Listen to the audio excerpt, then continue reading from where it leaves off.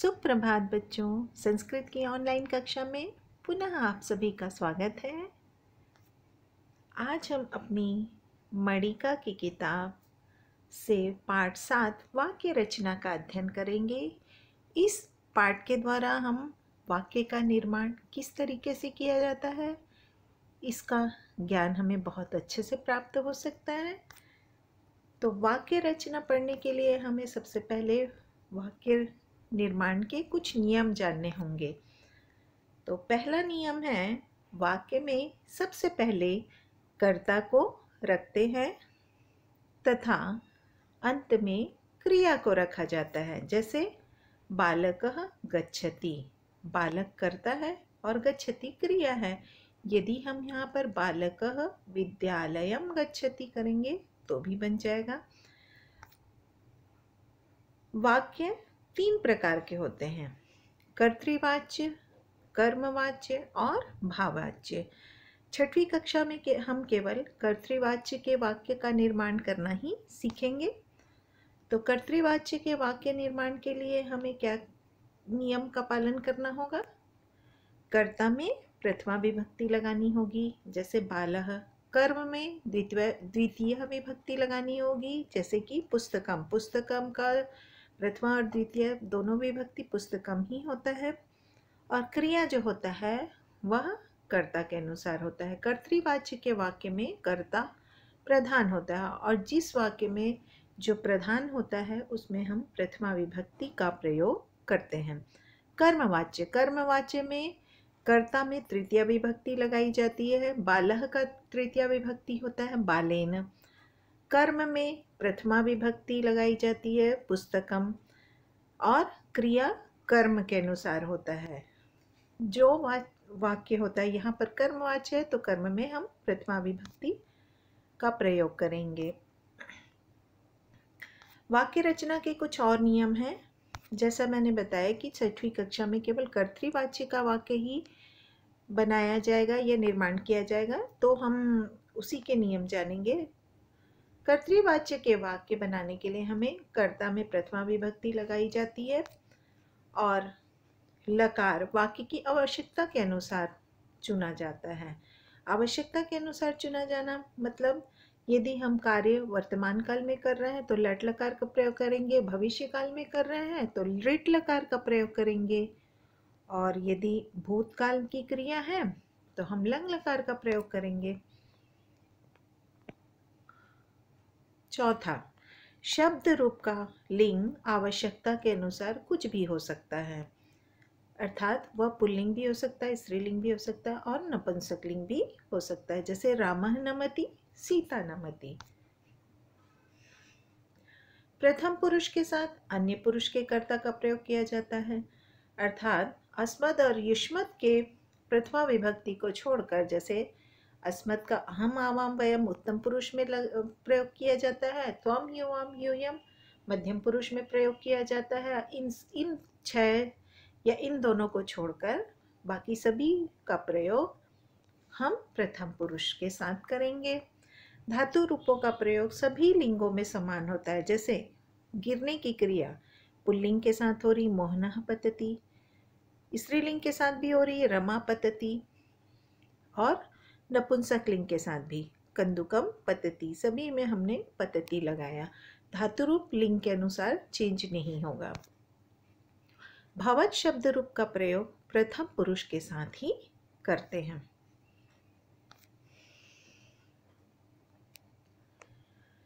कर्तृवाच्य वाक्य बनाने के लिए हम किसी भी धातु के एक लकार को ले लेते हैं। प्रत्येक लकार में 3 पुरुष होते हैं, चाहे वो लट हो, लिट हो, लंग हो, लोट हो, विधिलिंग हो। सभी लकारों में 3 पुरुष होते हैं, प्रथम पुरुष या अन्य पुरुष, मध्यम पुरुष माने श्रोता और उत्तम पुरुष माने वक्ता। मध्यम पुरुष के साथ श्रोता अर्थात मध्यम पुरुष की ही क्रिया का प्रयोग किया जाएगा। उत्तम पुरुष के साथ केवल उत्तम पुरुष की ही क्रिया का प्रयोग किया जाएगा। कर्ता तथा क्रिया का वचन एक ही होता है। यदि कर्ता में एक वचन है तो क्रिया में भी एक वचन होगा, और प्रथम पुरुष के साथ अन्य का प्रयोग किया जाता है।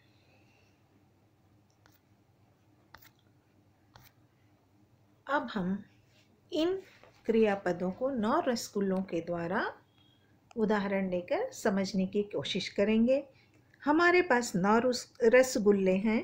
इन्हें हमें घर में बांटना है। 3 लोग बाहर गए हैं, 3 सामने हैं तथा 3 बांटने वाले हैं। अब हम इसे कैसे बांटेंगे?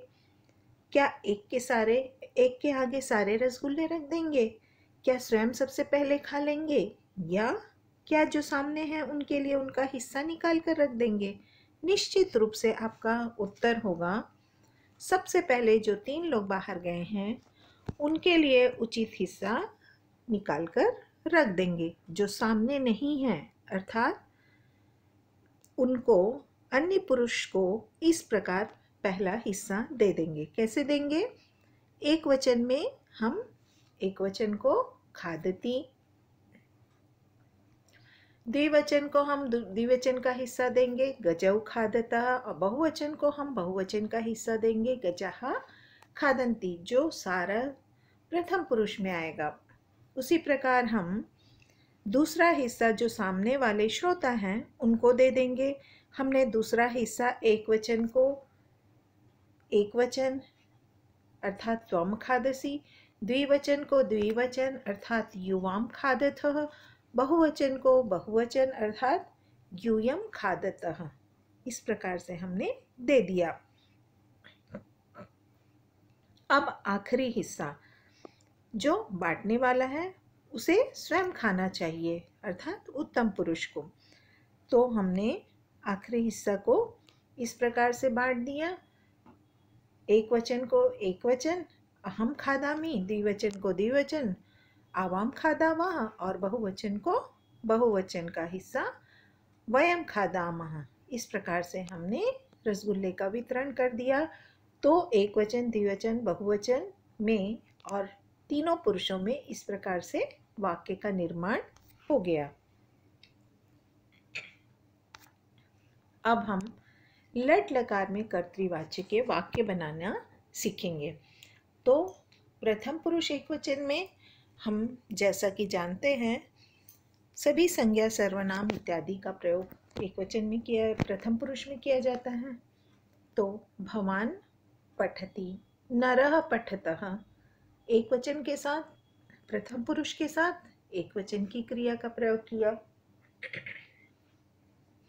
द्विवचन के साथ और प्रथम पुरुष के साथ हमने द्विवचन की क्रिया भवन्तौ पठतः, कर्ता और क्रिया दोनों, भवन्तौ पठतः, नरौ पठतः, देवौ पठतः इत्यादि। बहुवचन के साथ हम बहुवचन का कर्ता और बहुवचन की क्रिया प्रथम पुरुष की, भवन्तः पठन्ति, नराः पठन्ति, देवाः पठन्ति। अब मध्यम पुरुष के कर्ता और क्रिया दोनों का प्रयोग करेंगे तो क्या होगा? त्वम पठसि, द्विवचन में युवाम पठथ और बहुवचन में यूयम पठत।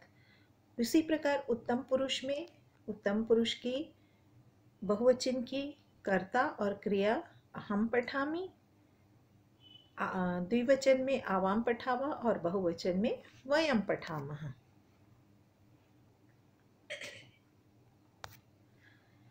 इसी प्रकार लृट लकार के लिए भी यही नियम होंगे। प्रथम पुरुष में हम उसी प्रकार से भवान, नरः, देवः, लता इन कर्ताओं का प्रयोग करके क्रिया लेंगे इष्यति, पठ के साथ हमने लगा दिया तो पठिष्यति, द्विवचन में पठिष्यतः और बहुवचन में पठिष्यन्ति। सभी के साथ हमने प्रथम पुरुष के कर्ताओं का प्रयोग किया। भवान पठिष्यति, नरः पठिष्यति, उसी प्रकार द्विवचन में भवन्तौ पठिष्यतः, नरौ पठिष्यतः, देवौ पठिष्यतः, बहुवचन में भवन्तः पठिष्यन्ति, नराः पठिष्यन्ति इत्यादि। अब मध्यम पुरुष में त्वं पठिष्यसि, युवां पठिष्यथः, यूयं पठिष्यथ। मध्यम पुरुष के एक वचन के कर्ता, द्विवचन के कर्ता और बहुवचन के कर्ता के साथ उनकी क्रियाओं को हमने जोड़ दिया। उसी प्रकार उत्तम पुरुष में भी सेम यही नियम है। एक वचन में अहम पठिष्यामि, द्विवचन में आवाम पठिष्यावः और बहुवचन में वयम पठिष्यामः। आइए अब कर्तृवाच्य के कुछ वाक्यों का निर्माण करके देखेंगे। तो एक वचन, प्रथम पुरुष एक वचन का वाक्य है अहम तीव्रम धावती। कर्ता एक वचन का, क्रिया भी एक वचन की। अब कर्ता द्विवचन का, क्रिया भी द्विवचन की। अश्वौ तीव्रम धावता। कर्ता बहुवचन का, क्रिया भी बहुवचन की। अश्वाहा तीव्रम धावती। अब हम मध्यम पुरुष के कर्ता को लेंगे, का सेंटेंस बनाएंगे। त्वम पुस्तकम आनयसी। यह एक वचन में है, इसी को हम द्विवचन में बनाएंगे तो युवाम पुस्तकम आनयथः, और बहुवचन में यूयम पुस्तकम आनयथ।